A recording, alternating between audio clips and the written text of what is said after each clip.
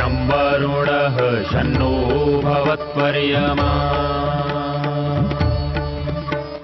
शन्न इन्द्रो बृहस्पतिः शन्नो विष्णुरुक्रमः ॐ शान्ति शान्ति शान्तिः।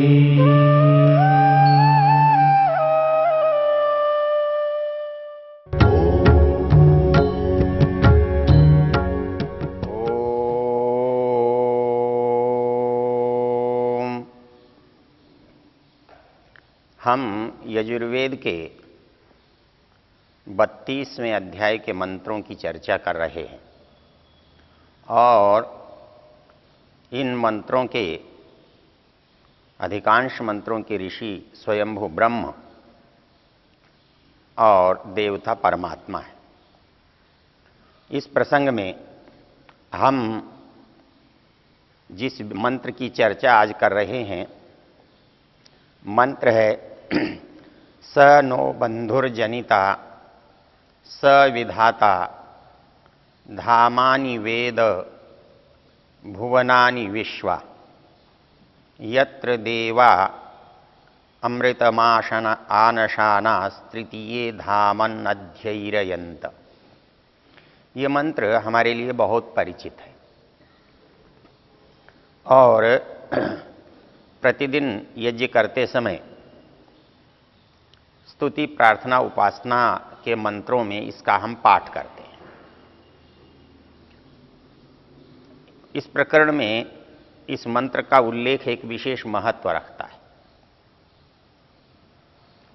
ये तो हमने निश्चित रूप से देखा है कि परमेश्वर की उपासना पढ़ा लिखा भी करता है, अनपढ़ भी करता है, समझदार भी करता है, नासमझ भी करता है। इस मत संप्रदाय का व्यक्ति भी करता है और उस मत संप्रदाय का भी करता है। और इसलिए सबके विचार भिन्न होने के कारण, सबकी मान्यता और सिद्धांत भिन्न होने के कारण सबकी उपासना पद्धति भी भिन्न भिन्न है। हम देखते हैं कि जब कोई व्यक्ति इसको उपासना करने की प्रकरण में अपने व्यवहार को करता है तो हम अनुभव करते हैं, हम देखते हैं कोई व्यक्ति कैसे ईश्वर की उपासना करता है। जो अद्वैत वेदांत को स्वीकार करते हैं वो ये समझते हैं कि जो एक सिद्धांत है कि केवल ब्रह्म है उसी को स्वीकार कर लो और अपने मन में उसी की धारणा बना लो। और वो एक शब्द, एक वाक्य का बार बार पाठ करते हैं, जप करते हैं, मनन चिंतन करते हैं, अहम ब्रह्मास्मि, मैं ब्रह्म हूं। ब्रह्म मैं हूं ये सोचना, सोचने से ब्रह्म होगा या नहीं होगा एक भिन्न बात है, लेकिन मेरा जो सोच है, मेरा जो विचार है उसमें ब्रह्मपना अवश्य आएगा। जब मैं ये अनुभव करता हूं कि वह मैं हूं तो मैं अपने व्यवहार को उस जैसा करने लगता हूं। जब व्यक्ति किसी का अभिनय करता है तो श्रेष्ठ अभिनय में वो ये भूल जाता है कि मैं वो नहीं हूं जिसका मैं अभिनय कर रहा हूं, और वास्तविकता का अनुभव कराना ही अभिनय की श्रेष्ठता है। इसलिए यदि ये हम सोचें कि इन पर ये प्रभाव हो रहा है तो ये उचित है, अनुचित है, सही है, गलत है, लेकिन जिसने भी इसको व्यवहार में लिया, इसका जप किया, उसको लगा कि उसने ठीक किया। वो इसकी जगह दूसरा शब्द बोल सकता है, शिवो अहम, मैं शिव हूं, और वो इसी का जप कर सकता है। और वो ये कल्पना कर सकता है, ये विचार बना सकता है कि मैं शिव हूं, और उसके परिणाम स्वरूप वो अपने अंदर शिवत्व का अनुभव करता है, और इस शिवत्व के अनुभव से मुझे लगता है कि मैं वास्तविक उपासना को प्राप्त हुआ। इसके अतिरिक्त जो लोग करते हैं वो बाह्य रूप से करते हैं। बाह्य रूप से सेवा की जाती है, आदर किया जाता है। तो सेवा और आदर में जो जो काम हम किसी के प्रति करते हैं, अपने बड़े के प्रति, गुरु के प्रति, तो साधु के प्रति, तो वैसा ही व्यवहार हम जिसको ईश्वर मानते हैं उसके प्रति करते हैं। वैसा ही उसको सेवा के लिए भोजन कराना, स्नान कराना, माला पहनाना, तिलक लगाना, जो जो काम हम बाहर करते हैं वो करते हैं, और हमको बड़ा संतुष्ट होता है कि हमने किया। क्यों? कि करने के लिए तो हमारा विचार उद्यत रहा, विचार से हमने उसको पूरा किया, तो उसका लाभ हमको अवश्य मिलता है, और इसीलिए हम संतुष्ट रहते हैं। ऋषि दयानंद ने इस सारी पद्धतियों में एक अद्भुत परिवर्तन किया। उन्होंने मानकर चलने का सिद्धांत हटा दिया। मैं मानता हूं कि मैं ब्रह्म हूं, मैं मानता हूं कि मैं शिव हूं, मैं मानता हूं कि अमुक चीज ईश्वर है, अमुक चीज इसका नाम है, ये ईश्वर है, चाहे वो किसी भी नाम से हो। उन्होंने बड़े सीधे सीधे से कुछ जो शास्त्रीय चीजें हैं उनको उसी क्रम से प्रस्तुत किया। इस मंत्र में जब आप देखेंगे तो इस मंत्र में कौन सी बात है जो उस क्रम में आ रही है। ऋषि दयानंद का जो उपासना क्रम है वो क्रम है, पहला जानना, फिर करना, और उसके बाद है होना। अर्थात करने से पहले जानना आवश्यक है। यदि हमने जाना नहीं तो हम करेंगे क्या? निश्चित रूप से वो गलत भी हो सकता है, वो अशुद्ध भी हो सकता है, वो अनुचित भी हो सकता है, संयोग से ठीक भी हो सकता है, जिसकी संभावना न्यून रहती है।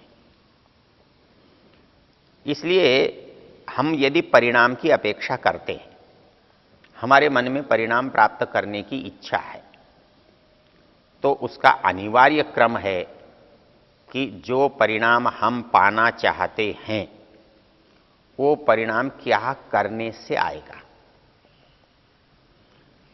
वो कैसे करने से आएगा। और जब हम करने की बात सोचते हैं तो हमें यह पता लगना चाहिए कि हम क्या करना चाहते हैं और क्यों करना चाहते हैं। तो इस क्रम को ऋषि दयानंद ने एक शैली दी, एक नाम दिया। उसका नाम है स्तुति, प्रार्थना और उपासना। हमने पीछे चर्चा की, स्तुति का अर्थ होता है जानना, प्रार्थना का अर्थ होता है करना, और उपासना का अर्थ होता है होना। हम जानते हैं, हम जैसा जानते हैं तदनुसार करते हैं, और हम करते हैं इसलिए निश्चित रूप से होता है। तो ठीक हो जाए उसके लिए ठीक करना, और ठीक करने के लिए ठीक जानना एक अनिवार्य शर्त है। इसलिए ईश्वर के बारे में जो कल्पना से हम काम करते थे उसको लगता तो यह था कि हमें इससे लाभ हो रहा है, लेकिन हम उसे प्रमाणित नहीं कर सकते। यह काम कब होता है? जब भय होता है, मनुष्य को लोभ होता है, तो उस भय और लोभ की परिस्थिति में जो भी साधन, जो भी उपाय हमें कोई बता देता है, हम किसी से सुन लेते हैं तो हम उस पर क्रिया करने लगते हैं, ये बिना सोचे कि ऐसा करने से ऐसा होगा या नहीं होगा। तो इस नहीं सोचने के परिणाम स्वरूप कोई कुछ भी करता है और कुछ भी पाना चाहता है। उसके लिए हम ये समझते हैं कि ऐसा ठीक है, लेकिन ऋषि दयानंद कहते हैं नहीं, ऐसा ठीक नहीं है। क्योंकि औरों की जगह जो ईश्वर की चीज है वो मानी हुई चीज है, इसलिए करना भी मानने के तरीके से होता है। लेकिन ऋषि दयानंद की दृष्टि में ईश्वर होने की चीज है, और होने की चीज है तो उसके लिए उचित करने की आवश्यकता है, और उचित करने की आवश्यकता है तो उचित उसका ज्ञान होना चाहिए। इसलिए उपासना के क्रम में हमें उसके समझने की जो योग्यता है उसका प्रारंभ होता है यम नियमों से। संसार में जितनी भी मान्य पद्धतियां हैं, ईश्वर की उपासना करने वाली पद्धतियां हैं, उनमें यम नियमों का स्थान लगभग नहीं है। कुछ जगह तो विरोध है।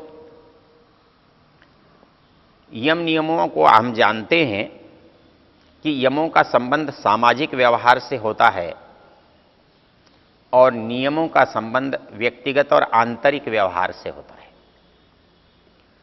जब हम यम की बात करते हैं, अहिंसा, सत्य, अस्तेय, ब्रह्मचर्य, अपरिग्रह, इन सब का संबंध समाज से है, दूसरे व्यक्ति से है।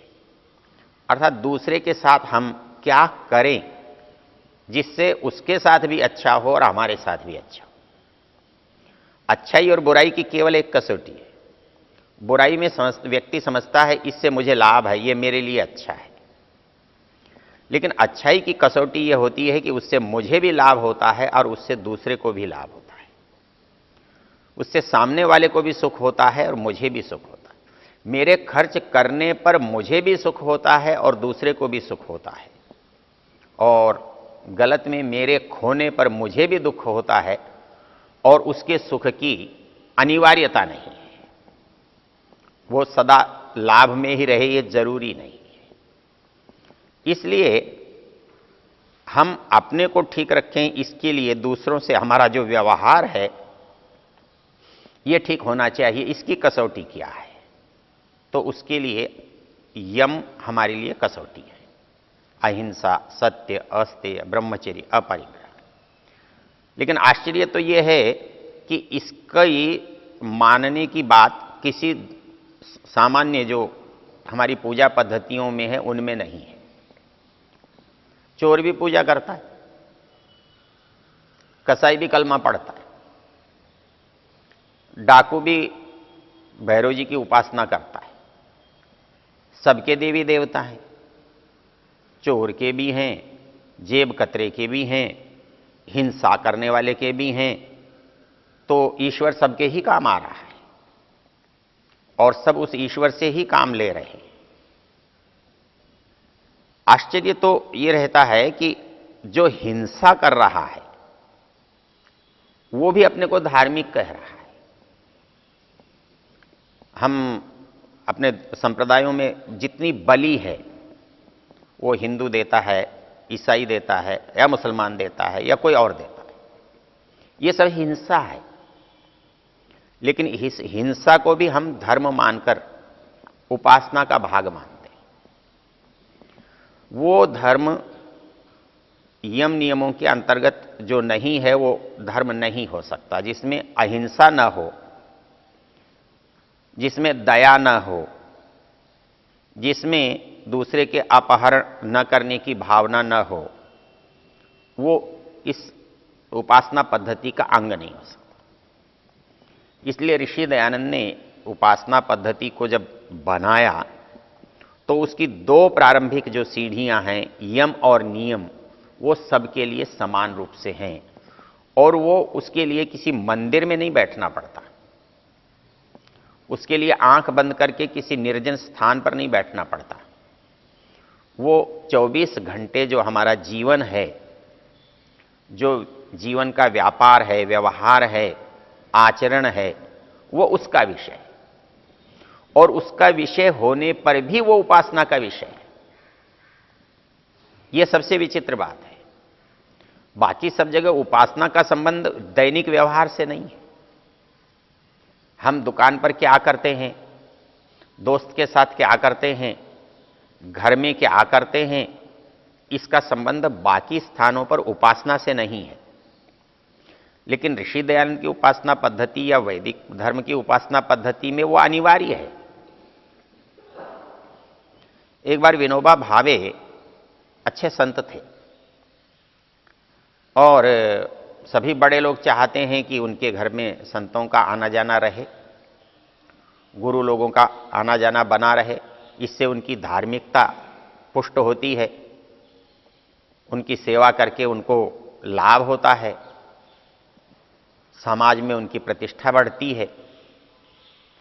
तो एक दिन बिड़ला जी विनोबा भावे से बोले, बाबा जी बाकी सब लोग मेरे घर आए, लेकिन आज तक आप कभी भी मेरे घर नहीं आए।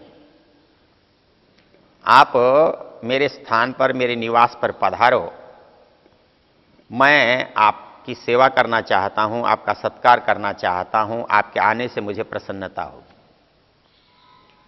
उन्होंने कहा, बिड़ला जब तक तू ये चर्बी मिलाने का काम करेगा ना, तब तक मैं तेरे यहां नहीं आऊंगा। तो वो कहने लगे, बाबा जी धर्म को धंधे से क्यों मिलाते हो?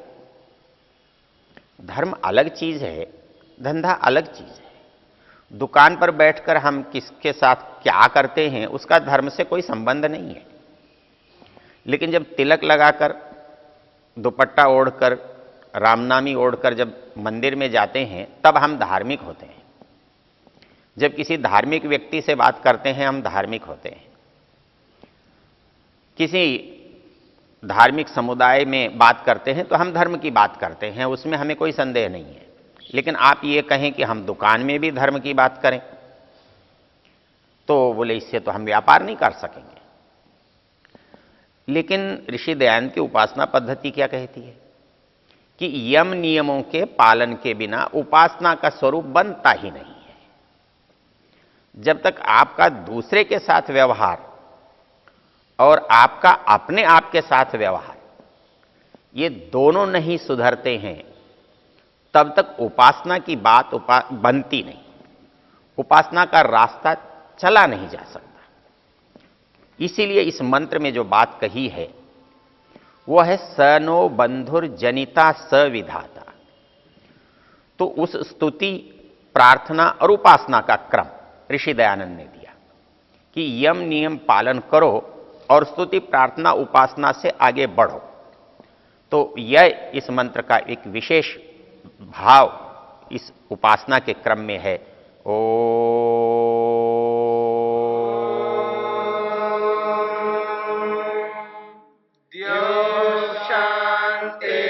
शांतिरंतरिक्षं शांति पृथिवी शांतिरापः शांतिरोषधयः शांतिः वनस्पतयः शांतिर्विश्वे देवा शांतिर्ब्रह्म शांति सर्वं शांति शांतिरेव शांति क्षमा शांतिरेधि।